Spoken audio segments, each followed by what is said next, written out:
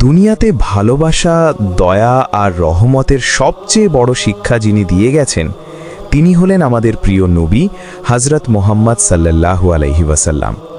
তার জীবনের প্রতিটি মুহূর্ত আমাদের জন্য পথ নির্দেশক। আপনি কি কখনো ভেবে দেখেছেন নবী সাল্লাল্লাহু আলাইহি ওয়াসাল্লাম কেন ঘর সংসার, দায়িত্ব ও অধিকার পালনে এতটা নিখুঁত ছিলেন? এর পেছনের রহস্য কী ছিল? প্রিয় দর্শক, আল্লাহর ছোঁয়া ইউটিউব চ্যানেলে আজ প্রথমবারের মতো আমরা আপনাদের সামনে তুলে ধরছি উম্মুল মুমিনিন হযরত খাদিজা রাদিয়াল্লাহু আনহার জীবনের সেই অনন্য অধ্যায়, যে গল্প জানলে আপনার হৃদয় নাড়া দেবে। এই ভিডিওটি এমন এক সুন্দর সফরের গল্প যা আপনাকে শেষ পর্যন্ত দেখতেই বাধ্য করবে। আর আপনি যদি সত্যিই নবী সাল্লাল্লাহু আলাইহি ওয়াসাল্লামকে ভালোবাসেন, তাহলে কমেন্টে অবশ্যই লিখুন মুহাম্মদ সাল্লাল্লাহু আলাইহি ওয়াসাল্লাম। তখন মক্কার সমাজ ছিল অন্ধকারে ঢাকা। চারদিকে জুলুম, অবিচার আর অন্যায় ছড়িয়ে পড়েছিল। দুর্বলদের অধিকার পদদলিত হতো। নারীদের কোনো সম্মান ছিল না। ব্যবসায় মিথ্যা, প্রতারণা আর ধোঁকাবাজি ছিল সাধারণ ব্যাপার। ঠিক সেই সময় এই অন্ধকারের মাঝে এক উজ্জ্বল নক্ষত্রের মতো আবির্ভূত হলেন একজন মানুষ।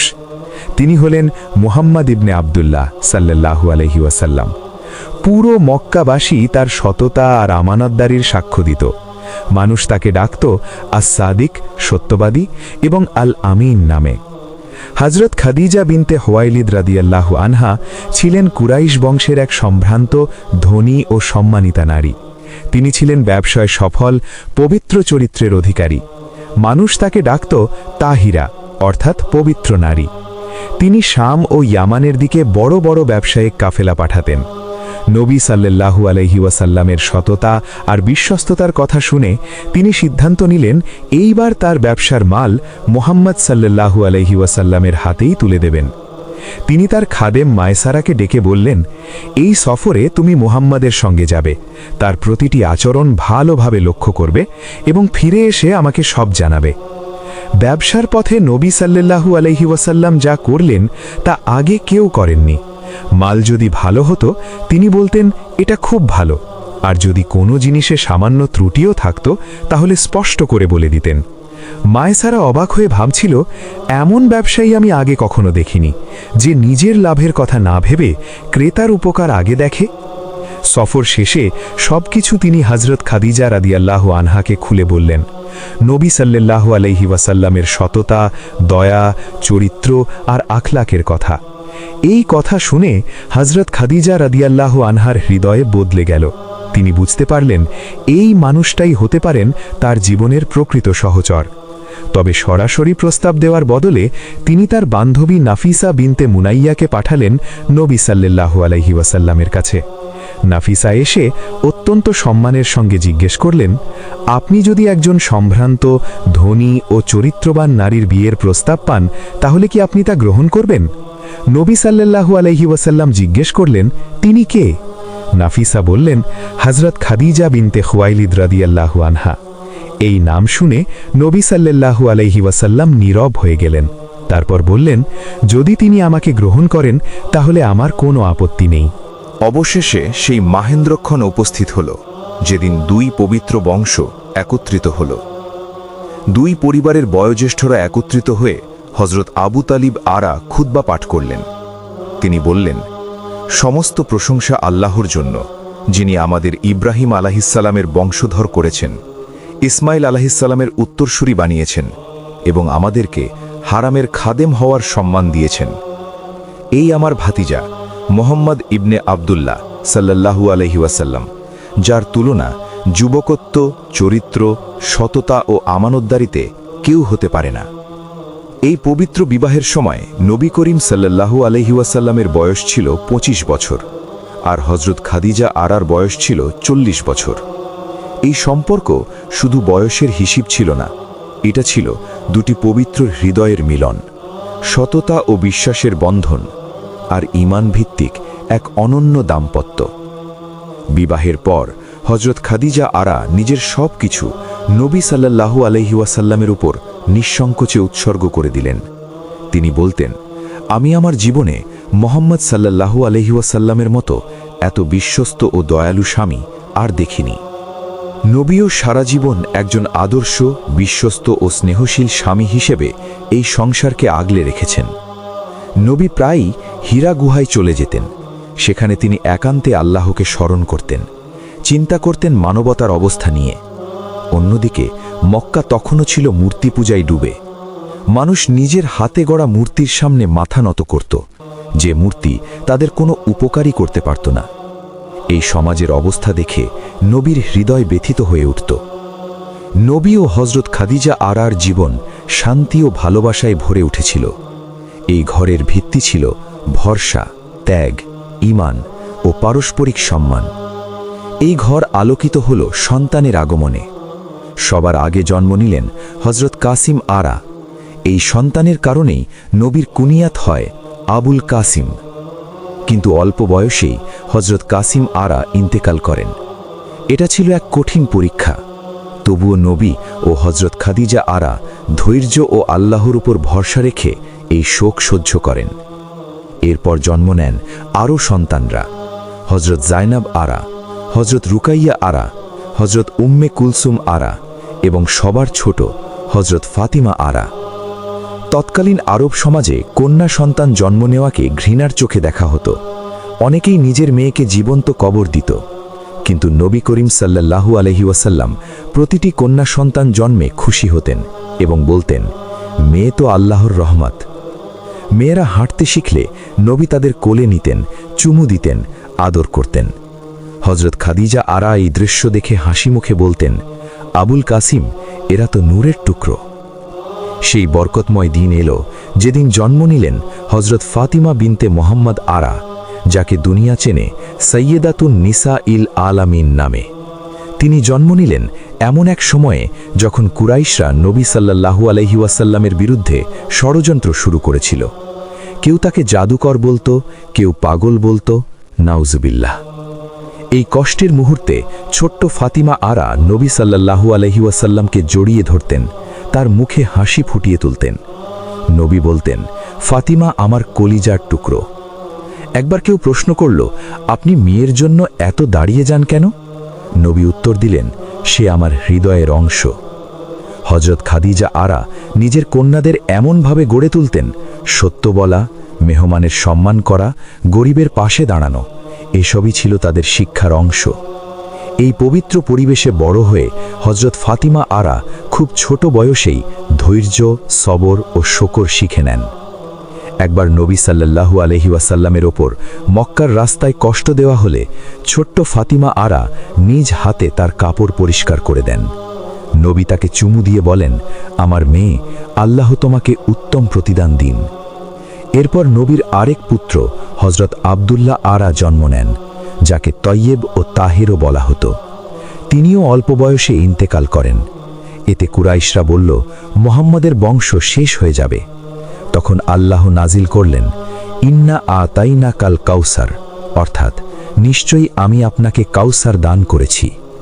আজ দুনিয়া সাক্ষী, নবী সাল্লাল্লাহু আলাইহি ওয়াসাল্লামের বংশ হজরত ফাতিমা আরার মাধ্যমেই সারা উম্মতে ছড়িয়ে পড়েছে।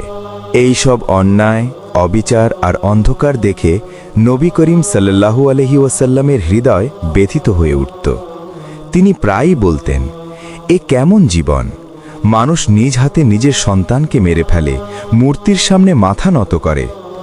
এই কারণেই তিনি মক্কার কোলাহল ছেড়ে দূরে পাহাড়ের মাঝে অবস্থিত হেরা গুহায় চলে যেতেন। এই গুহা ছিল পাহাড়ের মাঝে এক নির্জন স্থান, যেখানে ছিল শুধু নীরবতা, একাকিত্ব আর আল্লাহকে স্মরণ করার সুযোগ। নবী সাল্লাল্লাহু আলাইহি ওয়াসাল্লাম যখন হেরা গুহায় যেতেন, হযরত খাদিজা রাদিয়াল্লাহু আনহা নিজ হাতে তার জন্য খাবার ও পানি প্রস্তুত করতেন। তিনি স্নেহ ভরে বলতেন, আবুল কাসিম, আপনি নিজের খেয়াল রাখবেন।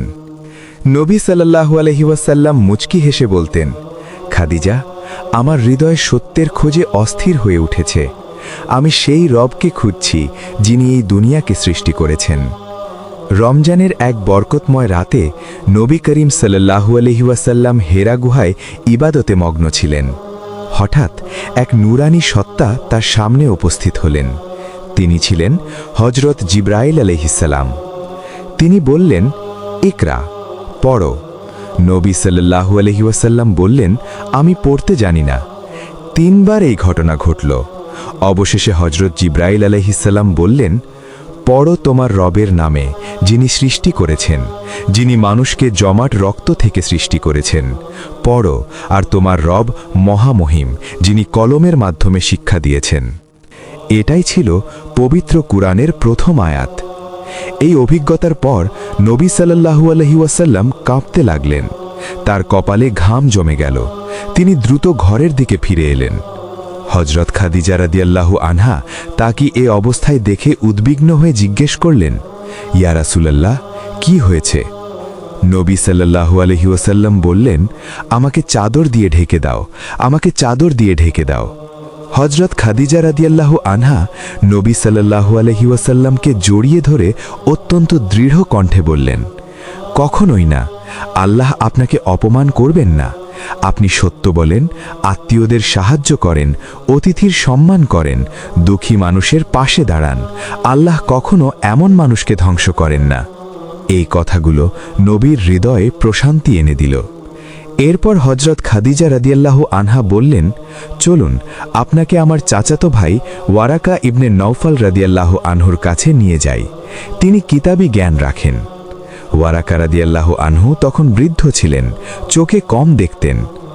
নবী সাল্লাল্লাহু আলাইহি ওয়াসাল্লাম পুরো ঘটনা শোনালে তিনি আবেগে বলে উঠলেন, সুবহানাল্লাহ, এই তো সেই ফেরেশতা যিনি মুসা আলাইহিস সালামের কাছে এসেছিলেন। আপনি এই উম্মতের নবী, কিন্তু শুনে রাখুন, আপনার জাতি আপনাকে বের করে দেবে। ইসলামের প্রথম ঘর। এই কথাগুলো শুনে নবী সাল্লাল্লাহু আলাইহি ওয়াসাল্লামের হৃদয় ভারী হয়ে গেল। কিন্তু হজরত খাদিজা রাদিয়াল্লাহু আনহার বিশ্বাস আর সমর্থন ছিল পাহাড় সম। তিনি কোনো দ্বিধা ছাড়াই ঘোষণা করলেন, আমি সাক্ষ্য দিচ্ছি আপনি আল্লাহর রাসূল। এভাবেই হজরত খাদিজা রাদিয়াল্লাহু আনহা হলেন ইসলামের প্রথম নারী মুমিনা। এরপর ইসলাম গ্রহণ করেন হজরত আলী ইবনে আবি তালিব রাদিয়াল্লাহু আনহু এবং দাসদের মধ্যে হজরত জাইদ ইবনে হারিসা রাদিয়াল্লাহু আনহু। এই ঘর আর শুধু ঘর রইল না, এটাই হয়ে উঠল ইসলামের প্রথম কেন্দ্র। খাদিজা রাদিয়াল্লাহু আনহা নবুয়তের সবচেয়ে বড় সহায়। যখনই নবী সাল্লাল্লাহু আলাইহি ওয়াসাল্লামের ওপর বোঝা বেড়ে যেত, তখনই তিনি পেতেন হজরত খাদিজা রাদিয়াল্লাহু আনহার স্নেহ ও সাহস। রাতে নবী সাল্লাল্লাহু আলাইহি ওয়াসাল্লাম ইবাদতে মগ্ন থাকলে তিনি দূর থেকে তাকিয়ে থাকতেন আর মনে মনে দোয়া করতেন, হে আল্লাহ, আমার স্বামীকে রক্ষা করুন, তার পথ সহজ করে দিন। তিনি ছিলেন প্রথম ঈমান, প্রথম ভালোবাসা, প্রথম আশ্রয়।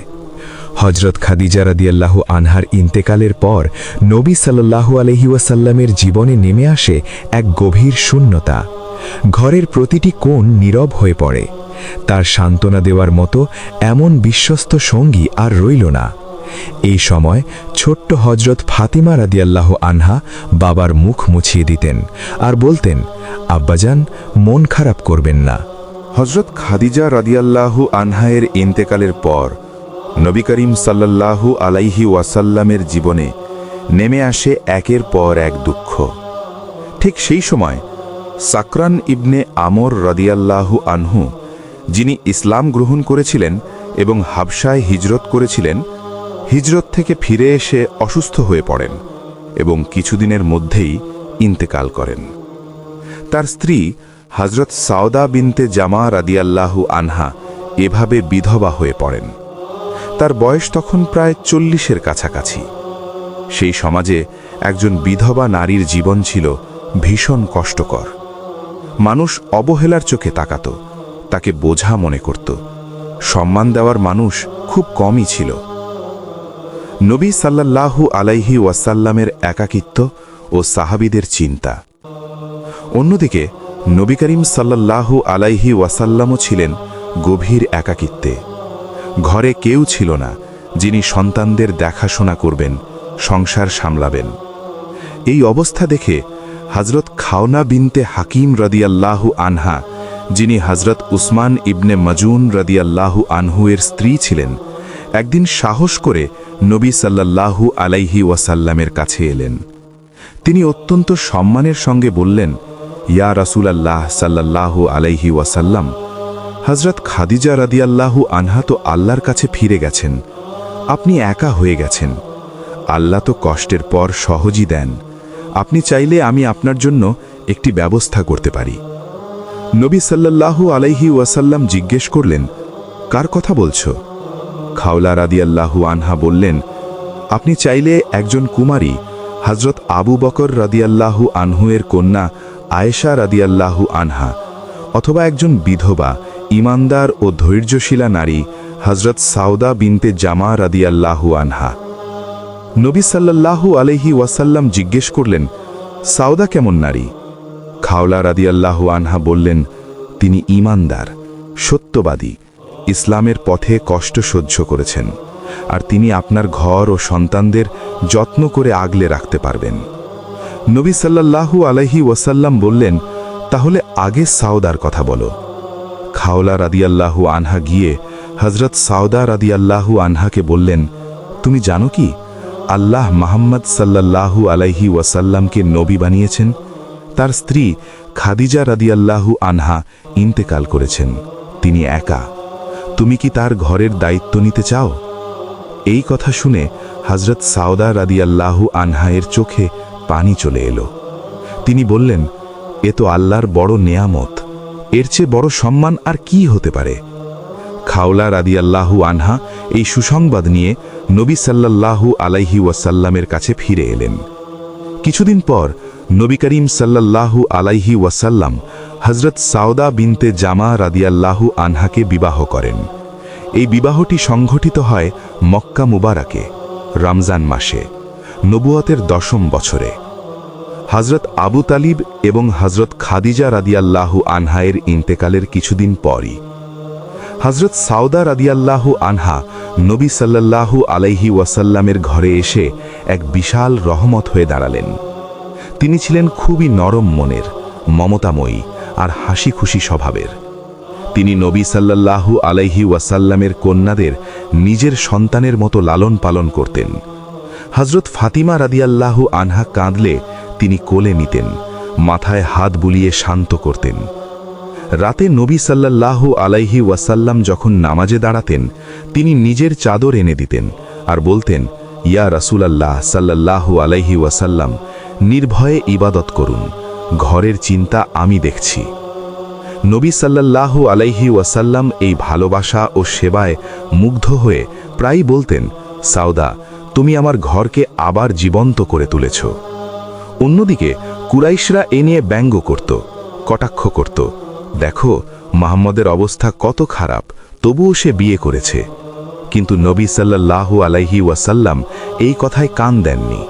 তার উদ্দেশ্য ছিল না দুনিয়ার সুখ, বরং সংসারকে স্থির রাখা আর দাওয়াতের কাজ চালিয়ে যাওয়া। এই কাজে হযরত সাউদা রাদিয়াল্লাহু আনহা ছিলেন এক নিঃস্বার্থ সহায়। মক্কার মানুষ যখন বিদ্রুপ করত, কটাক্ষ ছুড়ে দিত, নবী করিম সাল্লাল্লাহু আলাইহি ওয়াসাল্লামের ঘরের দিকে আঙুল তুলত, তখন হযরত সাউদা রাদিয়াল্লাহু শান্ত কণ্ঠে বলতেন, ইয়া রাসূলুল্লাহ সাল্লাল্লাহু আলাইহি ওয়াসাল্লাম, মানুষ যদি হাসে হাসতে দিন, যদি জুলুম করে করতে দিন, আমি আল্লাহর সন্তুষ্টিতেই সন্তুষ্ট। নবী সাল্লাল্লাহু আলাইহি ওয়াসাল্লাম মুচকি হেসে বলতেন, সাউদা, আল্লাহ তোমার সবর দেখছেন, আর তিনিই তোমাকে তার প্রতিদান দেবেন। হযরত সাউদা রাদিয়াল্লাহু ছিলেন হাসি খুশি স্বভাবের।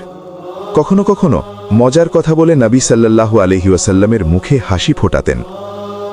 একদিন তিনি বললেন, ইয়া রাসূলুল্লাহ সাল্লাল্লাহু আলাইহি ওয়াসাল্লাম, আমি যখন আপনার সঙ্গে নামাজে দাঁড়াই ভয় হয়, আমার ভারী শরীর যেন পড়ে না যায় আর আপনাকে কষ্ট না দিই।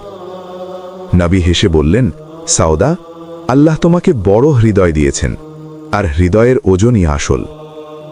এই কথাগুলো প্রমাণ করে ইসলামে একজন বিধবা বয়সে বড় নারীও সম্মান, ভালোবাসা ও মর্যাদা পান।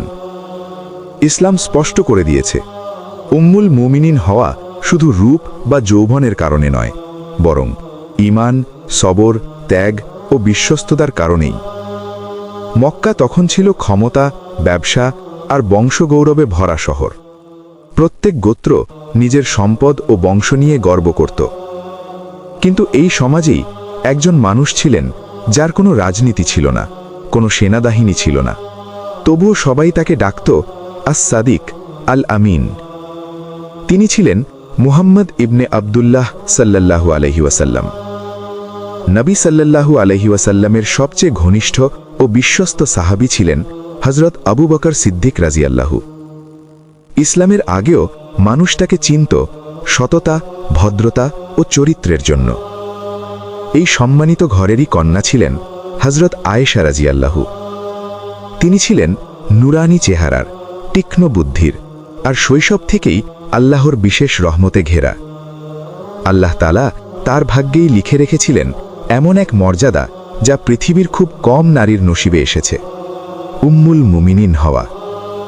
সেই যুগের বাস্তবতা ও বিবাহের মানদণ্ড।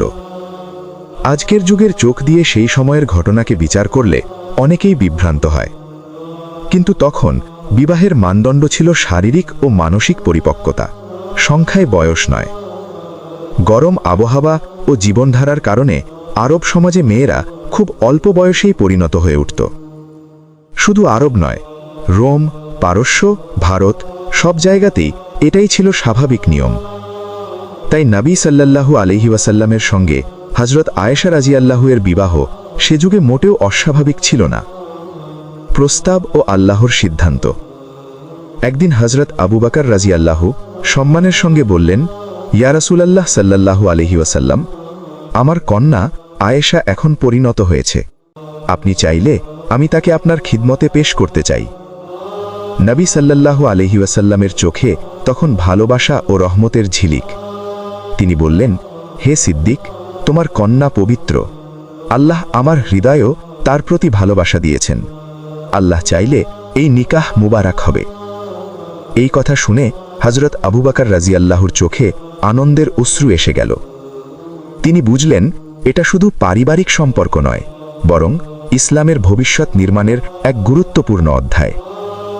যখন সাহাবীরা বিষয়টি জানলেন, তারা এটাকে আল্লাহর বিশেষ ফজল বলে মনে করলেন। হযরত উমর রাদিয়াল্লাহু বললেন, এ তো আল্লাহর বিরাট রহমত।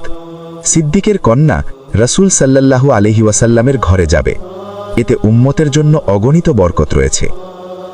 হযরত আয়েশা রাদিয়াল্লাহু তখনও খুবই কিশোরী। একদিন তিনি তার মা উম্মে রুমান রাদিয়াল্লাহুকে জিজ্ঞেস করলেন, আম্মা, আল্লাহর রাসূল কি আমাকে বিয়ে করবেন? মা স্নেহ ভরে বললেন, সবকিছু আল্লাহর ইচ্ছা। তোমার উচিত খুশি হওয়া, কারণ তোমার ঘর উম্মতের নবীর ঘর হতে যাচ্ছে। এই কথা শুনে হযরত আয়েশা রাদিয়াল্লাহু লজ্জায় হেসে ফেললেন, কিন্তু তার হৃদয়ের গভীরে ভালোবাসা ও সম্মানের এক ঢেউ বয়ে গেল। হযরত আয়েশা রাদিয়াল্লাহু আনহার সঙ্গে নবী করিম সাল্লাল্লাহু আলাইহি ওয়াসাল্লামের নিকাহ অত্যন্ত সহজ ও সাদাসিধেভাবে সম্পন্ন হয়। কোনো জাঁকজমক ছিল না, কোনো দুনিয়াবি প্রদর্শনীও ছিল না। হযরত আবু বকর সিদ্দিক রাদিয়াল্লাহু আনহু অত্যন্ত বিনয় ও আন্তরিকতার সঙ্গে এই নিকাহ আদায় করেন। নবী সাল্লাল্লাহু আলাইহি ওয়াসাল্লাম বলেছিলেন, এই নিকাহ কোনো দুনিয়াবি গর্ভের জন্য নয়, বরং এর পেছনে রয়েছে আত্মিক ও ইলাহি উদ্দেশ্য। মক্কায় তখন ইসলামের আলো ছড়িয়ে পড়ছিল, কিন্তু সেই সঙ্গে কুরাইশদের জুলুম ও শত্রুতাও বেড়ে যাচ্ছিল। মুসলমানদের ওপর সামাজিক বয়কট, অবরোধ আর নির্যাতনের রাজনীতি চলছিল। এই সময় নবী সাল্লাল্লাহু আলাইহি ওয়াসাল্লাম আল্লাহর নির্দেশের অপেক্ষায় ছিলেন। অবশেষে আল্লাহ তাআলা নির্দেশ দিলেন মদিনার দিকে হিজরত করার। হিজরত শুধু স্থানান্তর ছিল না, এটা ছিল ইসলামের ইতিহাসে এক নতুন যুগের সূচনা। এই খবর পেয়ে হযরত আবু বকর সিদ্দিক রাদিয়াল্লাহু আনহুর হৃদয় আনন্দে কেঁপে উঠল। তিনি বিনয়ের সঙ্গে বললেন, ইয়া রাসূলুল্লাহ সাল্লাল্লাহু আলাইহি ওয়াসাল্লাম, এই সফরে কি আমি আপনার সাথী হতে পারি? নবী সাল্লাল্লাহু আলাইহি ওয়াসাল্লাম মুচকি হেসে বললেন, হে সিদ্দিক, তুমিই তো আমার হিজরতের সাথী। এই কথা শুনে হযরত আবু বকর রাদিয়াল্লাহু আনহু কেঁদে ফেললেন। এটা ছিল ভালোবাসা, আস্থা ও বন্ধুত্বের এক অতুলনীয় মুহূর্ত। কুরাইশরা নবী সাল্লাল্লাহু আলাইহি ওয়াসাল্লামকে হত্যা করার পরিকল্পনা করেছিল, কিন্তু আল্লাহর কুদরতে তারা কিছুই করতে পারেনি। নবী ও হযরত আবু বকর রাদিয়াল্লাহু আনহু সাউর গুহায় আশ্রয় নিলেন। হযরত আবু বকর রাদিয়াল্লাহু আনহু চিন্তিত হয়ে বললেন, ইয়া রাসূলুল্লাহ সাল্লাল্লাহু আলাইহি ওয়াসাল্লাম, যদি তারা নিচে তাকায়? নবী সাল্লাল্লাহু আলাইহি ওয়াসাল্লাম শান্ত কণ্ঠে বললেন, ভয় করো না, আল্লাহ আমাদের সঙ্গে আছেন। এই সময় আল্লাহর কুদরতে গুহার মুখে মাকড়সা জাল বুনল এবং কবুতর বাসা বাঁধল। শত্রুরা দেখে বলল, এখানে কেউ থাকলে জাল ভাঙা থাকত।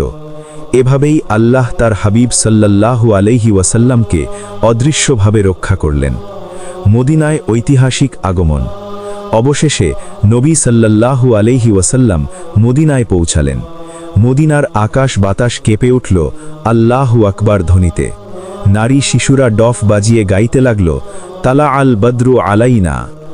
আজও এই নাশিদ গাওয়া হয় নবী সাল্লাল্লাহু আলাইহি ওয়াসাল্লামের স্মরণে। মদিনা ভালোবাসা দিয়ে নবী সাল্লাল্লাহু আলাইহি ওয়াসাল্লামকে গ্রহণ করল।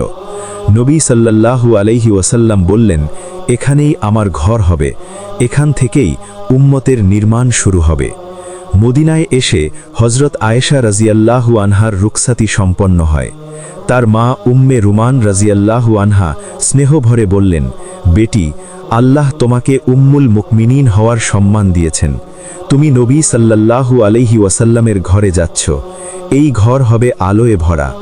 হযরত আয়েশা রাজিয়াল্লাহু আনহা লজ্জায় মাথা নিচু করে বললেন, আম্মা, আমি চেষ্টা করব রাসূল সাল্লাল্লাহু আলাইহি ওয়াসাল্লামের ভালোবাসা ও হিকমতের যোগ্য হতে। নবী সাল্লাল্লাহু আলাইহি ওয়াসাল্লাম তাকে গভীর স্নেহে গ্রহণ করলেন। নবী সাল্লাল্লাহু আলাইহি ওয়াসাল্লামের ঘর ছিল খুবই সাধারণ, না ছিল বিলাসিতা, না ছিল দুনিয়ার সম্পদ, কিন্তু সে ঘর ভরা ছিল মহাব্বত, রাহমত ও শান্তিতে। একদিন হযরত আয়েশা রাজিয়াল্লাহু আনহা শিশুসুলভ কৌতূহলে বললেন, ইয়া রাসূল আল্লাহ সাল্লাল্লাহু আলাইহি ওয়াসাল্লাম, আপনার বিছানা এত সাধারণ কেন? নবী সাল্লাল্লাহু আলাইহি ওয়াসাল্লাম মুচকি হেসে বললেন, আয়েশা, দুনিয়া তো সাময়িক, আসল আরাম আখেরাতের। এই ঘর থেকেই উম্মত শিখেছে কিভাবে ভালোবাসা, জ্ঞান ও তাকওয়ার উপর জীবন গড়ে তুলতে হয়। মদিনায় হিজরতের পর ইসলাম শুধু একটি ধর্মীয় আন্দোলনই রইল না, বরং একটি পূর্ণাঙ্গ সমাজ ব্যবস্থা হিসেবে গড়ে উঠতে লাগল। এই নতুন সমাজ গঠনে নবী করিম সাল্লাল্লাহু আলাইহি ওয়াসাল্লামের ঘর ছিল একটি কেন্দ্রবিন্দু। এটা প্রমাণ হয় এই কারণে, খোদ হযরত ওমর ফারুক রাদিয়াল্লাহু নিজের বহু গুরুত্বপূর্ণ মাসালা ও প্রশ্নের সমাধান হযরত আয়েশা রাদিয়াল্লাহু এর কাছ থেকে গ্রহণ করতেন। এতে স্পষ্ট বোঝা যায়, নবী সাল্লাল্লাহু এর বিবাহগুলো শুধু পারিবারিক সম্পর্ক ছিল না, বরং উম্মতের জন্য জ্ঞান ও হিদায়াতের দরজা ছিল। হিজরতের পর মদিনা ধীরে ধীরে ইসলামের আলোয় উদ্ভাসিত হতে থাকে, কিন্তু সমাজে তখনও বহু চ্যালেঞ্জ ছিল। একদিকে মক্কার মুশরিকদের হুমকি, অন্যদিকে মদিনার কিছু ইহুদি গোত্রের ষড়যন্ত্র, আর তৃতীয় দিকে মুহাজির মুসলমানদের দারিদ্র্য ও সংকট। এই অবস্থায় নবী সাল্লাল্লাহু এর ঘরে শান্তি, শৃঙ্খলা ও ব্যবস্থাপনা অত্যন্ত প্রয়োজনীয় হয়ে উঠেছিল। এই প্রেক্ষাপটে আল্লাহ তাআলা ব্যবস্থা করলেন হযরত হাফসা বিনতে উমর রাদিয়াল্লাহুকে নবী সাল্লাল্লাহু এর ঘরে আনার। হযরত হাফসা রাদিয়াল্লাহু ছিলেন হযরত উমর ফারুক রাদিয়াল্লাহু এর কন্যা। শৈশব থেকেই তিনি ছিলেন দৃঢ়চেতা, ইলমপ্রিয় এবং দ্বীনের প্রতি গভীর অনুরাগী। তিনি ও তার স্বামী হযরত খুনাইস ইবনে হুযায়ফা রাদিয়াল্লাহু বদর ও উহুদের যুদ্ধে অংশ নেন। উহুদের যুদ্ধে হযরত খুনাইস রাদিয়াল্লাহু আহত হন এবং পরে ইন্তেকাল করেন। এভাবে হযরত হাফসা রাদিয়াল্লাহু অল্প বয়সেই বিধবা হয়ে পড়েন। ইদ্দত শেষ হলে হযরত উমর রাদিয়াল্লাহু নিজের কন্যার জন্য একজন নেক ও উপযুক্ত জীবন সঙ্গী খুঁজতে লাগলেন। প্রথমে তিনি হযরত উসমান রাদিয়াল্লাহু এর কাছে প্রস্তাব রাখেন। উসমান রাদিয়াল্লাহু বলেন, আমি বিষয়টি ভেবে জানাবো। তারপর তিনি হযরত আবু বকরের কাছে যান, কিন্তু আবু বকর নীরব থাকেন। এই নীরবতায় হযরত ওমর রাদিয়াল্লাহু মনে কষ্ট পান। পরে নবী করিম সাল্লাল্লাহু নিজেই হযরত ওমর রাদিয়াল্লাহু এর কাছে এসে বললেন, ওমর, আমি হাফসাকে বিবাহ করব। এই কথা শুনে হযরত ওমর রাদিয়াল্লাহু এর চোখে খুশির অশ্রু এসে যায়। তিনি বুঝে যান আল্লাহ তার কন্যার জন্য সবচেয়ে উত্তম ব্যবস্থা করেছেন। নবী করিম সাল্লাল্লাহু তৃতীয় হিজরি সনে হযরত হাফসা রাদিয়াল্লাহুকে বিবাহ করেন। তখন মদিনার জীবন ছিল খুবই সাধারণ। অনেক সময় ঘরে মাসের পর মাস চুলা জ্বলত না, খেজুর আর পানিতেই দিন কাটত। কিন্তু এই দারিদ্র্যের মধ্যেও ঘরগুলো ভরা ছিল সবর, শুকুর আর আল্লাহর উপর পূর্ণ ভরসায়। হযরত হাফসা রাদিয়াল্লাহু ছিলেন অত্যন্ত ইবাদতগুজার। রাতে দীর্ঘ সময় নামাজ আদায় করতেন, দিনে নিয়মিত রোজা রাখতেন আর কুরআন তিলাওয়াতে অভ্যস্ত ছিলেন। একদিন তিনি জিজ্ঞেস করলেন, ইয়া রাসূলাল্লাহ, আল্লাহর কাছে সবচেয়ে প্রিয় আমল কোনটি? নবী সাল্লাল্লাহু বললেন, যে আমল নিয়মিত করা হয়, চাই তা অল্পই হোক। এই উপদেশকে হযরত হাফসা রাদিয়াল্লাহু নিজের জীবনের মূল নীতি বানান। কুরআনের হেফাজতে হাফসার ভূমিকা। হযরত হাফসা রাদিয়াল্লাহু ইবাদত, ইলম ও কুরআনের প্রতি ভালোবাসার জন্য বিশেষভাবে পরিচিত ছিলেন। পরবর্তীতে যখন হযরত উসমান রাদিয়াল্লাহু কুরআনকে এক মুসাফে সংকলন করেন, তখন হযরত হাফসা রাদিয়াল্লাহু এর কাছে সংরক্ষিত মূল নুসখা থেকেই কপি নেওয়া হয়। এটাই প্রমাণ করে নবী সাল্লাল্লাহু এর ঘরের নারীরা শুধু ঘর সামলাননি, বরং ইসলামের ইতিহাস ও কুরআনের সংরক্ষণে অমর ভূমিকা রেখেছেন। রসূলুল্লাহের প্রতিটি নিকাহ শুধু ব্যক্তিগত জীবনযাপন ছিল না, বরং তা ছিল উম্মতের জন্য এক একটি শিক্ষা ও পথনির্দেশনা। হযরত হাফসা রাদিয়াল্লাহু আনহায়ের সঙ্গে নিকাহের মাধ্যমে নবী সাল্লাল্লাহু আলাইহি ওয়াসাল্লাম উম্মতকে স্পষ্ট বার্তা দিলেন, যদি কোনো নারীর স্বামী ইন্তেকাল করেন, তাহলে সে কোনো বোঝা নয়, সে অবহেলিতও নয়, বরং আল্লাহ তাআলার কাছে সে সম্মানিত। এমন অবস্থায় তার ইজ্জত, নিরাপত্তা ও মর্যাদা রক্ষার সবচেয়ে উত্তম পথ হল নিকাহ। ইসলামী সমাজে নারীর মর্যাদা। রসূলুল্লাহ সাল্লাল্লাহু আলাইহি ওয়াসাল্লামের জীবন প্রমাণ করে, ইসলাম নারীর পরিচয় দেয় তার সৌন্দর্য দিয়ে নয়, তার ঈমান, তাকওয়া ও চরিত্র দিয়ে। মদিনা তখন সদ্য গড়ে ওঠা একটি ইসলামী সমাজ। মুহাজির সাহাবীদের কাছে ছিল না ধন সম্পদ, ছিল শুধু আল্লাহ ও তার রসূল সাল্লাল্লাহু আলাইহি ওয়াসাল্লামের প্রতি নিঃস্বার্থ ভালোবাসা। অনেক সাহাবী ক্ষুধার কষ্টে পেটে পাথর বেঁধে দিন কাটাতেন, কিন্তু দিনের পথে কখনো ধৈর্য হারাননি। এই কঠিন সময়েই মদিনার গলিতে একটি নাম আলো ছড়াত, হযরত যায়নাব বিনতে খুজাইমা রাদিয়াল্লাহু আনহা। মানুষ তাকে ডাকত উম্মুল মাসাকিন, অর্থাৎ গরিবদের মা। তার দরজা থেকে কেউ কখনো খালি হাতে ফেরেনি, কখনো খেজুর, কখনো রুটি, আর কিছু না থাকলে একটুখানি সান্ত্বনা আর ভালোবাসা। ইসলাম গ্রহণের পর তার দানশীলতা আরও বেড়ে যায়। প্রতিটি নামাজের পর তিনি আল্লাহর কাছে দোয়া করতেন, হে আল্লাহ, আমাকে দরিদ্রদের আশ্রয় বানিয়ে দাও। একদিন হযরত ওমর ফারুক রাদিয়াল্লাহু আনহু কয়েকজন সাহাবীকে নিয়ে রসূলুল্লাহ সাল্লাল্লাহু আলাইহি ওয়াসাল্লামের কাছে এসে বললেন, ইয়া রাসূলুল্লাহ সাল্লাল্লাহু আলাইহি ওয়াসাল্লাম, যায়নাব বিনতে খুজাইমা অত্যন্ত দয়ালু ও পরহেজগার নারী, তার জীবনটা দারিদ্র্যের মধ্যেই কেটে যাচ্ছে। এই কথা শুনে নবী সাল্লাল্লাহু আলাইহি ওয়াসাল্লাম কিছুক্ষণ নীরব থাকলেন, আল্লাহ দরবারে তসবিহ পাঠ করলেন, তারপর বললেন, যায়নাব তো উম্মুল মাসাকিন, আল্লাহ তার এই গুণকে ভালোবাসেন। যদি আল্লাহ চান, এই নিকাহ হবে বরকত ও রহমতের কারণ। যায়নাব রাদিয়াল্লাহু আনহায়ের কাছে নিকাহের প্রস্তাব পৌঁছালে তিনি কেঁদে ফেলেন। তিনি বলেন, যদি আল্লাহ ও তার রাসূল রাজি থাকেন, তাহলে আমার জীবন তো আগেই গরিবদের জন্য উৎসর্গ করা। আজ যদি উম্মুল মুমিনিন হতে পারি, তাহলে সেটাই হবে আল্লাহর সবচেয়ে বড় দান। মদিনার মসজিদে সহজ ও বিনয়ীভাবে নিকাহ সম্পন্ন হয়। কোনো জাঁকজমক নেই, কোনো প্রদর্শন নেই, শুধু আল্লাহর নাম আর দোয়া। নবী সাল্লাল্লাহু আলাইহি ওয়াসাল্লাম বলেন, নিকাহ মানুষের অর্ধেক ঈমান পূর্ণ করে। এটি শুধু স্বামী স্ত্রীর সম্পর্ক নয়, বরং উম্মতের জন্য রহমত। ঘরে নববীতে প্রবেশ করার পরও হযরত যায়নাব রাদিয়াল্লাহু আনহা বদলাননি। প্রথম দিনই তিনি বললেন, ইয়া রাসূলুল্লাহ সাল্লাল্লাহু আলাইহি ওয়াসাল্লাম, এই ঘরে আমার দায়িত্ব সেই একই, দরিদ্রদের খেদমত। নবী সাল্লাল্লাহু আলাইহি ওয়াসাল্লাম মুচকি হেসে বললেন, যায়নাব, যদি তুমি এই নিয়ত ধরে রাখো, আল্লাহ তোমাকে এই ঘরের নূর বানিয়ে দেবেন। তিনি মসজিদে নববীর আঙিনায় বসে নারীদের দ্বীনের কথা শেখাতেন, শিশুদের কোরআন পড়াতেন, আর নিজের জন্য কিছু রাখতেন না। কখনো পুরো খাবার দান করে শুধু পানি পান করে সাবার করতেন। নবী সাল্লাল্লাহু আলাইহি ওয়াসাল্লাম বলতেন, যায়নাব সত্যিই উম্মুল মাসাকিন, আল্লাহ তার আখলাককে ভালোবাসেন। দুঃখজনকভাবে নিকাহের কিছু মাস পরই হযরত যায়নাব রাদিয়াল্লাহু আনহা অসুস্থ হয়ে পড়েন এবং ইন্তেকাল করেন। রাসূলুল্লাহ নিজে তার জানাজা পড়ান এবং জান্নাতুল বাকিতে দাফন করেন। চোখে অশ্রু নিয়ে বলেন, জাইনাব চলে গেলেন, কিন্তু উম্মতের জন্য রেখে গেলেন দয়ার এক অমর দৃষ্টান্ত। এই নিকাহ প্রমাণ করে বিধবা নারী বোঝা নয়, দানশীলতা ও তাকওয়াই আসল মানদণ্ড। বিবাহ মানে শুধু ব্যক্তিগত সুখ নয়, বরং সমাজ গঠনের দায়িত্ব।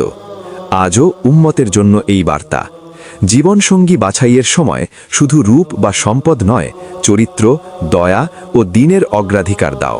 একদিকে মুসলমানরা ইসলামের জন্য যুদ্ধ করছেন, শত্রুর মোকাবিলা করছেন, আর অন্যদিকে নিজেদের ঘর সংসার, সন্তান ও আত্মীয়তার দায়িত্বও বহন করছেন।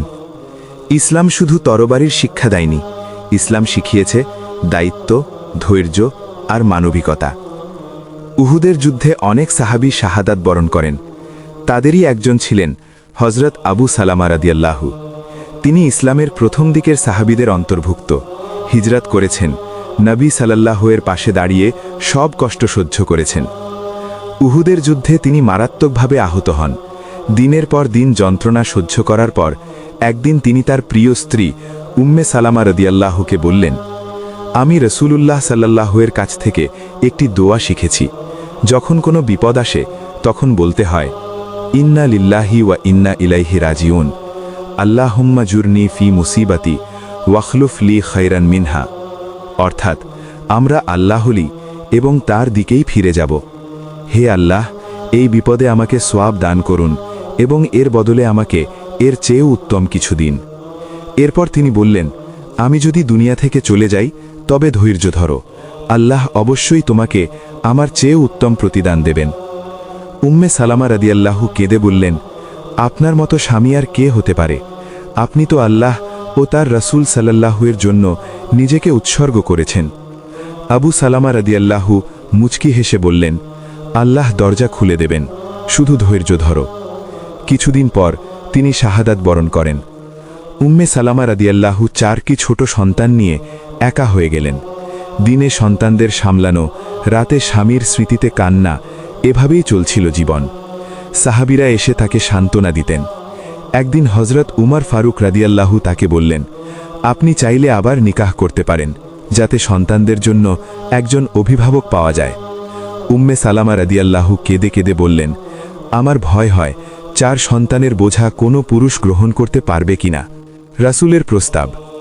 যখন রাসূলুল্লাহ উম্মে সালামা রাদিয়াল্লাহু এর অবস্থা জানলেন, তখন তিনি একজন সাহাবীর মাধ্যমে বার্তা পাঠালেন, উম্মে সালামাকে বলো, আল্লাহর রাসূল সাল্লাল্লাহু তার জন্য নিকাহের প্রস্তাব পাঠিয়েছেন।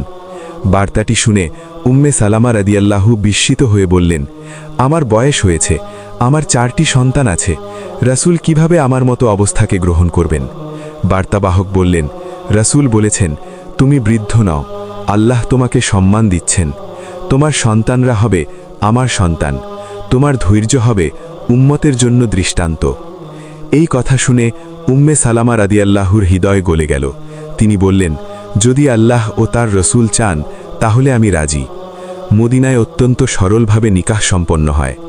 উম্মে সালামা রাদিয়াল্লাহু ঘরে নববীতে প্রবেশ করলে রসূল নিজ হাতে তার সন্তানদের স্নেহ করেন।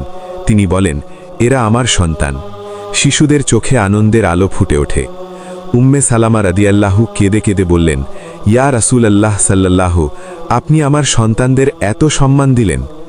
উম্মে সালামা রাদিয়াল্লাহু সবচেয়ে বেশি স্মরণীয় হয়ে আছেন সুলহে হুদাইবিয়ার সময়কার প্রজ্ঞার জন্য। যখন চুক্তির শর্ত দেখে অনেক সাহাবী মানসিকভাবে কষ্ট পেয়েছিলেন এবং কুরবানি ও মাথা মুন্ডনে দ্বিধায় ছিলেন, তখন রাসূল সাল্লাল্লাহু উম্মে সালামার কাছে এসে পরামর্শ নেন। তিনি বলেন, ইয়া রাসূলুল্লাহ সাল্লাল্লাহু, আপনি নিজে কুরবানি করুন এবং মাথা মুন্ডন করুন, সাহাবীরা আপনাকে অনুসরণ করবেন। ঠিক তাই হলো। এই একটি পরামর্শ পুরো উম্মতকে বড় ফিতনা থেকে রক্ষা করেছিল। এই অধ্যায় আমাদের শেখায়, বিধবা নারী ও সন্তানরা বোঝা নয়, ধৈর্য ও বুদ্ধিমত্তা নারীর সবচেয়ে বড় সৌন্দর্য। রাসূল নারীদের শুধু স্ত্রী নয়, উম্মতের পথপ্রদর্শক বানিয়েছেন। ইসলাম প্রমাণ করেছে, নারী মানে দুর্বল নয়, নারী মানে রহমত, প্রজ্ঞা ও শক্তি। হজরত ওমর রাজি আনহু, হজরত আলী রাজি আনহু ও অন্যান্য সাহাবীরা ইসলামের জন্য কঠিন পরিস্থিতিতে কাজ করতেন। মুসলমানরা মক্কা থেকে হিজরতের মাধ্যমে মদিনায় আসলেন। এই যাত্রা শুধুমাত্র স্থানান্তর নয়, বরং ইসলাম প্রতিষ্ঠার গুরুত্বপূর্ণ পদক্ষেপ ছিল। হজরত আবু বকর রাজি আনহু হিজরতের সময় রাসূলুল্লাহ সাল্লাল্লাহু আলাইহি ওয়াসাল্লামের সাথী ছিলেন। আল্লাহর সাহায্যে তারা নিরাপদে মদিনায় পৌঁছালেন। মদিনায় মুসলমানরা নতুন জীবন শুরু করলেন। সাহাবীরা ধৈর্য ধরতেন, সাধারণ খাদ্য ও পানি নিয়ে জীবন চলাতেন এবং ইসলাম শেখাতেন। হজরত হাফসা রাজি আনহু হজরত উম্মুল মুমিনিনদের একজন ছিলেন। তিনি নিজের জীবনকে আল্লাহ ও রাসূলের সেবায় উৎসর্গ করেছিলেন। হিজরত এবং নিকাহ কেবল ব্যক্তিগত সম্পর্ক নয়, বরং উম্মতের জন্য দৃষ্টান্ত। উদাহরণ, হজরত আবু বকর, হজরত উম্মুল মুমিনিনরা তাদের জীবনকে ইসলামের প্রতিষ্ঠার কাজে উৎসর্গ করেছিলেন। মুসলমানদের মধ্যে ধৈর্য, সহমর্মিতা এবং আল্লাহর প্রতি ভরসা গুরুত্বপূর্ণ। উদাহরণ, হজরত উম্মে সালামা রাজি আনহু, যিনি তার শ্বশুরালয় ও সন্তানের দেখভাল করতেন এবং ইসলামের পথে জীবনকে উৎসর্গ করেছিলেন। ইসলাম প্রতিষ্ঠার জন্য সাহাবীরা কুরেশের চ্যালেঞ্জ মোকাবিলা করতেন। হুদাইবিয়ার চুক্তি মুসলমানদের জন্য গুরুত্বপূর্ণ ইতিহাসের অংশ। হিজরত, নিকাহ ও ইসলামিক আদর্শ শুধু ব্যক্তিগত নয়, উম্মতের জন্য শিক্ষা ও দৃষ্টান্ত। বনু মুস্তালিক গোত্রের বিরুদ্ধে যুদ্ধের প্রস্তুতি চলছিল। রাসূলুল্লাহ সাল্লাল্লাহু আলাইহি ওয়াসাল্লাম সাহাবায়ে কেরামকে সঙ্গে নিয়ে আল্লাহর সাহায্যে সেই যুদ্ধে অংশ নেন। যুদ্ধে মুসলমানরা বিজয় লাভ করেন এবং শত্রুপক্ষের অনেকেই বন্দী হন। এই বন্দীদের মধ্যে ছিলেন গোত্রপ্রধান হারিস ইবনে আবি দিরারের কন্যা জুয়াইরিয়া বিনতে হারিস রাদিয়াল্লাহু আনহা। তিনি ছিলেন সুন্দরী, পবিত্র চরিত্রের অধিকারী ও মর্যাদাবান নারী। বন্দী হয়ে অন্য কারো অধীনে দাসী হওয়াকে তিনি নিজের এবং নিজের গোত্রের জন্য অপমানজনক মনে করলেন। তিনি চিন্তা করলেন, যদি তিনি কোনো সাধারণ মুসলমানের ঘরে দাসী হিসেবে যান, তবে তার গোত্রের জন্য তা হবে লজ্জার বিষয়। তাই তিনি সিদ্ধান্ত নিলেন সরাসরি রাসূলুল্লাহ সাল্লাল্লাহু আলাইহি ওয়াসাল্লামের কাছে গিয়ে নিজের অবস্থার কথা বলবেন। একদিন তিনি আদব ও সম্মানের সঙ্গে রাসূলুল্লাহ সাল্লাল্লাহু আলাইহি ওয়াসাল্লামের সামনে হাজির হয়ে বললেন, ইয়া রাসূলুল্লাহ সাল্লাল্লাহু আলাইহি ওয়াসাল্লাম, আপনি আমার অবস্থা জানেন। আমি চাই আপনি আমাকে সাহায্য করুন এবং আমাকে মুক্ত করে দিন। রাসূলুল্লাহ সাল্লাল্লাহু আলাইহি ওয়াসাল্লাম অত্যন্ত দয়ার সঙ্গে উত্তর দিলেন, জুয়াইরিয়া, তুমি চাইলে আমি মুক্তিপণ দিয়ে তোমাকে মুক্ত করতে পারি। আর যদি তুমি চাও, তবে আমি তোমাকে বিবাহ করতে পারি এবং তুমি উম্মুল মুমিনিন হয়ে যেতে পারো। এই কথা শুনে জুয়াইরিয়া রাদিয়াল্লাহু আনহা কিছুক্ষণ নীরব থাকলেন। এরপর বিনয়ের সঙ্গে বললেন, ইয়া রাসূলুল্লাহ সাল্লাল্লাহু আলাইহি ওয়াসাল্লাম, আল্লাহ আমাকে আপনার দরজায় এনে দাঁড় করিয়েছেন। আপনি যদি আমাকে বিবাহ করেন, তবে সেটাই হবে আমার জন্য সবচেয়ে বড় রহমত। এরপর রাসূলুল্লাহ সাল্লাল্লাহু আলাইহি ওয়াসাল্লাম সাহাবীদের ডেকে বললেন, আজ থেকে জুয়াইরিয়া তোমাদের মা, আমি তার সঙ্গে বিবাহ করেছি। এই সংবাদ ছড়িয়ে পড়তেই সাহাবায়ে কেরাম অত্যন্ত আনন্দিত হলেন। তারা বললেন, যখন তারা রাসূলুল্লাহ সাল্লাল্লাহু আলাইহি ওয়াসাল্লামের আত্মীয় হয়ে গেছে, তখন তাদের গোত্রের লোকেরা আমাদের জন্য আর বন্দী থাকতে পারে না। এই কথা শুনে বনু মুস্তালিক গোত্রের সব বন্দীকে একে একে মুক্ত করে দেওয়া হলো। হযরত আয়েশা রাদিয়াল্লাহু আনহা বলেন, আমি জুয়াইরিয়ার মতো এমন কোনো নারী দেখিনি যার মাধ্যমে একটি পুরো গোত্র মুক্তি পেয়েছে। এই নিকাহের মাধ্যমে শুধু একজন নারীই সম্মানিত হননি, বরং একটি গোটা গোত্র স্বাধীনতা ও ইসলামের আলো পেয়েছে। একদিন রাসূলুল্লাহ সাল্লাল্লাহু আলাইহি ওয়াসাল্লাম দেখলেন জুয়াইরিয়া রাদিয়াল্লাহু আনহা গভীর রাতে আল্লাহর জিকিরে ব্যস্ত। তিনি জিজ্ঞাসা করলেন, তুমি কেমন আছো? তিনি বললেন, ইয়া রাসূলুল্লাহ সাল্লাল্লাহু আলাইহি ওয়াসাল্লাম, আমি আল্লাহর জিকিরে আছি। তখন রাসূলুল্লাহ সাল্লাল্লাহু আলাইহি ওয়াসাল্লাম বললেন, আমি কি তোমাকে এমন কিছু শব্দ শিখিয়ে দেব যা তুমি সারা রাত যা পড়েছ তার চেয়েও উত্তম? এরপর তিনি শেখালেন, সুবহানাল্লাহি ওয়া বিহামদিহি আদাদা খালকিহি ওয়া রিদা নাফসিহি ওয়া জিনাতা আরশিহি ওয়া মিদাদা কালিমাতিহি। জুয়াইরিয়া রাদিয়াল্লাহু আনহার জীবন প্রমাণ করে, ইসলাম নারীকে দাসত্বের শৃঙ্খল থেকে মুক্ত করে সম্মানের উঁচু আসনে বসিয়েছে। নিকাহ শুধু ব্যক্তিগত সম্পর্ক নয়, বরং তা পুরো সমাজে পরিবর্তন আনতে পারে। তার নিকাহের মাধ্যমে তিনি উম্মুল মুমিনিন হন এবং তার গোত্র ইসলামের বন্ধুতে পরিণত হয়। তিনি তার জীবন ইবাদত, জিকির ও উম্মতের কল্যাণে অতিবাহিত করেন। এই সময় মক্কায় মুসলমানদের উপর নির্যাতন বেড়ে যাচ্ছিল। তাই রাসূলুল্লাহ সাল্লাল্লাহু আলাইহি ওয়াসাল্লাম সাহাবীদের হাবশায় বা আবিসিনিয়ায় হিজরতের অনুমতি দেন, যাতে তারা ন্যায়পরায়ণ শাসক নাজাশির অধীনে নিরাপদে থাকতে পারে। এই হিজরতকারীদের মধ্যে ছিলেন রামলা বিনতে আবু সুফিয়ান, যিনি পরবর্তীতে উম্মে হাবিবা রাদিয়াল্লাহু আনহা নামে পরিচিত হন। উম্মে হাবিবা রাদিয়াল্লাহু আনহার পিতা ছিলেন আবু সুফিয়ান। তিনি কুরাইশদের অন্যতম বড় নেতা ছিলেন এবং ইসলামের সবচেয়ে কঠোর শত্রুদের একজন। কিন্তু এমন একজন শত্রুর ঘরেই জন্ম নিয়েছিলেন এমন এক নারী যিনি শুরু থেকেই সত্যকে চিনতে পেরেছিলেন। উম্মে হাবিবা রাজিয়াল্লাহু আনহা অল্প বয়সেই ইসলামের সত্যতা বুঝে ইসলাম গ্রহণ করেন। ইসলামের কারণে তিনি মক্কার কাফির সমাজের নির্যাতন, তাচ্ছিল্য ও কষ্ট ধৈর্যের সঙ্গে সহ্য করেন। তিনি তার স্বামী উবাইদুল্লাহ ইবনে জাহশের সঙ্গে হাবশা, বর্তমান ইথিওপিয়া, হিজরত করেন। সেখানে ন্যায়পরায়ণ বাদশাহ নাজাশী মুসলমানদের আশ্রয় দেন। প্রথম দিকে তাদের জীবন ভালোই চলছিল, কিন্তু কিছুদিন পর বড় এক পরীক্ষা আসে। উবাইদুল্লাহ ইবনে জাশ ইসলাম ছেড়ে খ্রিস্টান হয়ে যান। শুধু তাই নয়, তিনি উম্মে হাবিবা রাজিয়াল্লাহু আনহাকে বলেন, রামলা, আমিও খ্রিস্টান হয়ে গেছি, তুমিও ইসলাম ছেড়ে দাও, আমার সঙ্গে থাকো। এই কথা শুনে উম্মে হাবিবার হৃদয় কেঁপে উঠল, কিন্তু তার ঈমান টলেনি।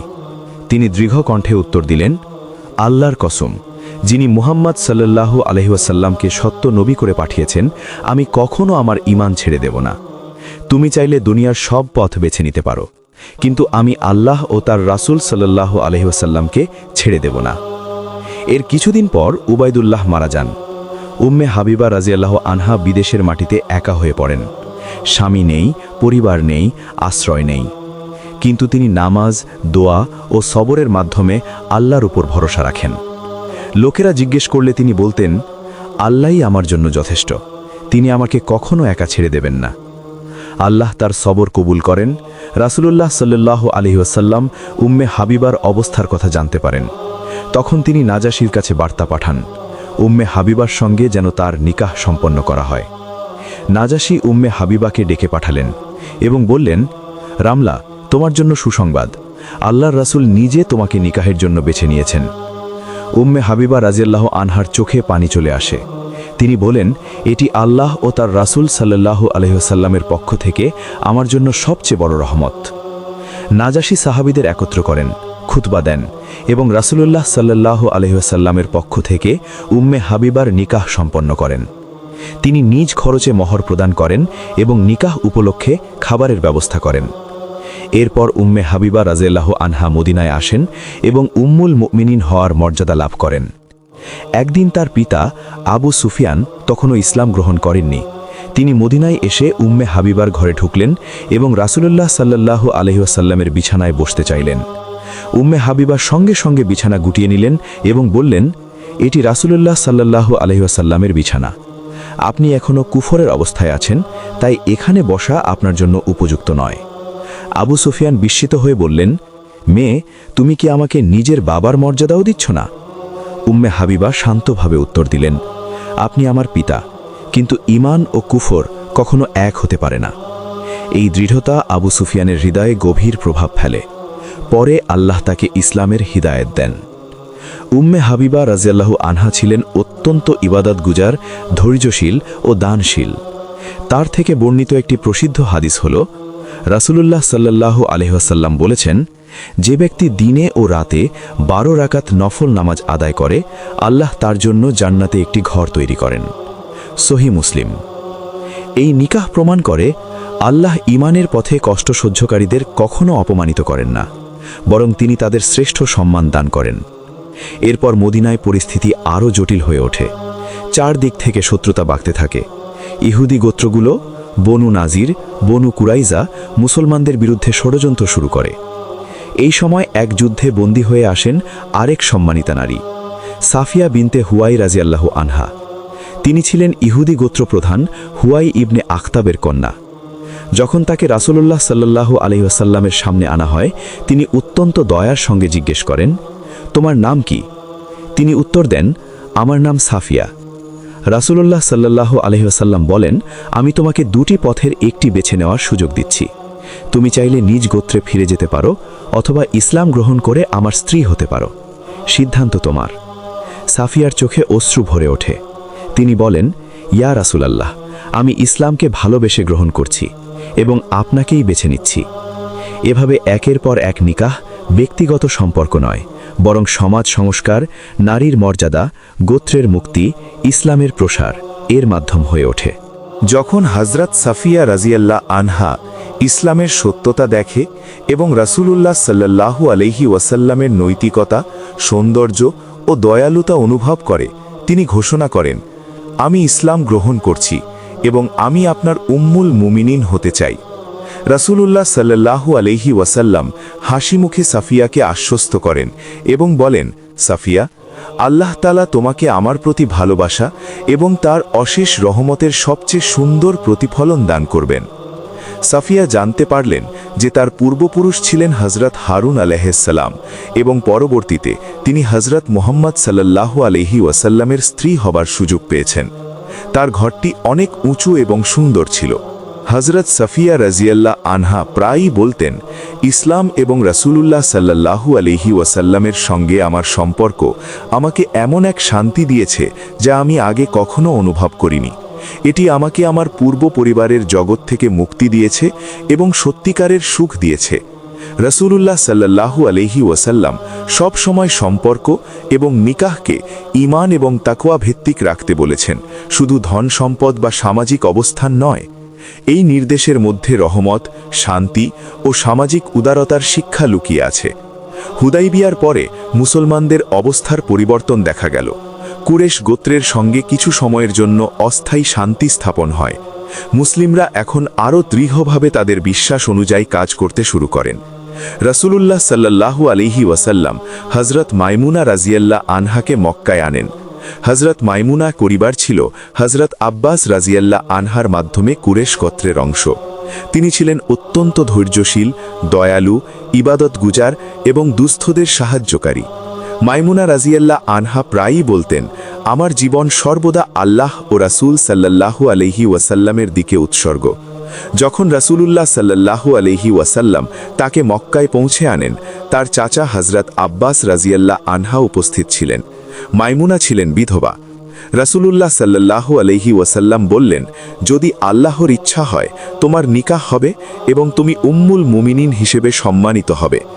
মাইমুনা রাজিয়াল্লাহ আনহা এই সংবাদ শুনে চোখে অশ্রু নিয়ে আবেগ প্রকাশ করলেন।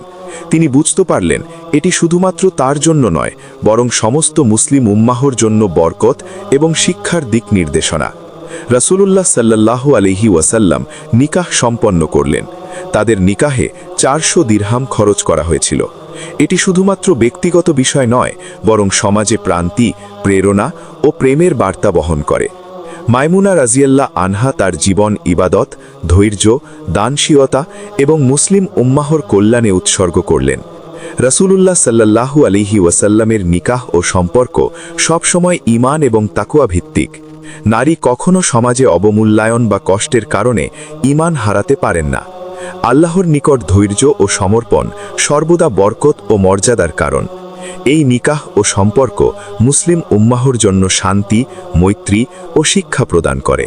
হযরত মাইমুনা রাজি আনহা বলেন, আপনি কি মনে করেন আমার নিকাহ রাজনৈতিক কারণে হয়েছে? রাসূলুল্লাহ সাল্লাল্লাহু আলাইহি ওয়াসাল্লাম উত্তর দেন, না, এটি রাজনৈতিক কারণে নয়, এটি আল্লাহর প্রেরিত নিকাহ, যা কেবল ঈমান, তাকওয়া এবং ভালোবাসার ভিত্তিতে সম্পন্ন হয়েছে। হযরত মাইমুনা রাজি আনহা তার জীবন অতিবাহিত করেছেন ইবাদত, শিক্ষা, দানশীলতা এবং দুস্থদের সাহায্যে। তিনি নিয়মিত কুরআন পাঠ ও সুন্নাহ অনুসরণ করতেন এবং সাহাবাদেরও শিক্ষা দিতেন। রাসূলুল্লাহ সাল্লাল্লাহু আলাইহি ওয়াসাল্লামের মাধ্যমে হযরত মাইমুনার নিকাহ মুসলিম সমাজে মহান শিক্ষা ও উদাহরণ হিসেবে প্রতিষ্ঠিত হল। নৈতিক ও ধর্মীয় ভিত্তি। নিকাহ কখনোই কেবল সামাজিক বা রাজনৈতিক কারণে হয় না, এটি ঈমান, তাকওয়া এবং আল্লাহর ইচ্ছার প্রতি আনুগত্য অনুযায়ী সম্পন্ন হয়। মোহনীয়তা ও ভালোবাসা। ইসলাম ও কুরেশ গোত্রের মধ্যে যে সম্পর্ক সৃষ্টি হয় তা সমঝোতা, সৌহার্দ্য এবং বরকতের প্রতীক। সমাজ ও উম্মার জন্য উদাহরণ। রাসূলুল্লাহ সাল্লাল্লাহু আলাইহি ওয়াসাল্লাম কখনো ব্যক্তিগত স্বার্থের জন্য নিকাহ করেননি। উম্মার জন্য নিকাহ শান্তি, প্রেম এবং বরকতের শিক্ষা দেয়। নারীর মর্যাদা, শিক্ষা ও সেবাকে সর্বদা প্রাধান্য দেওয়া উচিত।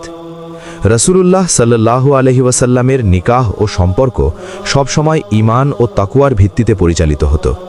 এটি সমাজে শান্তি, সমঝোতা ও সম্পর্কের মহত্ব শেখায়।